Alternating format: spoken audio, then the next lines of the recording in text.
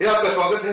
मैं Vivek Bindra, founder and CEO बड़ा business .com। मैं आज आपको मिलवाने वाला हूं पद्मश्री श्रीमती कल्पना सरोज जी से। देश इनके बारे में बहुत जानता है, इंट्रोडक्शन की आवश्यकता नहीं, लेकिन फिर भी अगर आपको मालूम नहीं तो आज इनके बारे में कुछ ऐसी चीजें बताऊंगा, कभी जिंदगी में डिप्रेशन आएगा नहीं। मैडम, आपका बहुत बहुत स्वागत है।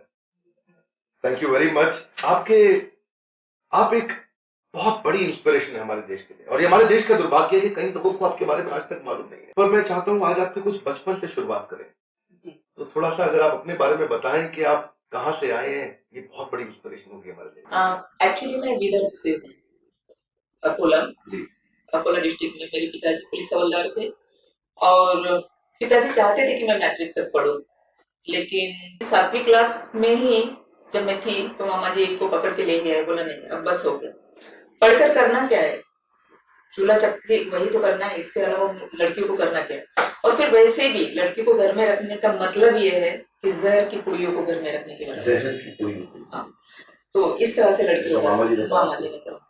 और उस जमाने में वो सरपंच भी हुआ करते थे गांव के, तो उनका एक अलग रुतबा था। तो इसलिए मामा के दबाव में मेरे बाबा को आना पड़ा और मेरी शादी के बाद में फिर मुंबई में लाया गया। तो फिर शादी हो गई, यहाँ आए तो फिर देखा ना, तो कोई, हम लोग तो पुलिस क्वार्टर में रहते थे तो साफ सुथरे और अच्छे, कम से कम अच्छे घर होते थे। यहाँ आने के बाद झोपड़पट्टी हमने पहली बार देखी मुंबई में, झोपड़पट्टी की होती है, झोपड़ा बड़ा गंदा सा। और बरसात के दिन जब मैं यहाँ आई थी, उसके चारों तरफ से पानी, अजीब सा था। काफी रोई थी मैं उस वक्त, बड़ा दुख हुआ था कि ये क्या हुआ। लेकिन बचपन से ऐसे संस्कार है ना कि जहाँ ब्याह करके जाओ तो उसको निभाना है, घर निकाल दो, तो सोच लिया यही तकदीर है किसी को। उनका व्यवहार अच्छा था आपके प्रति?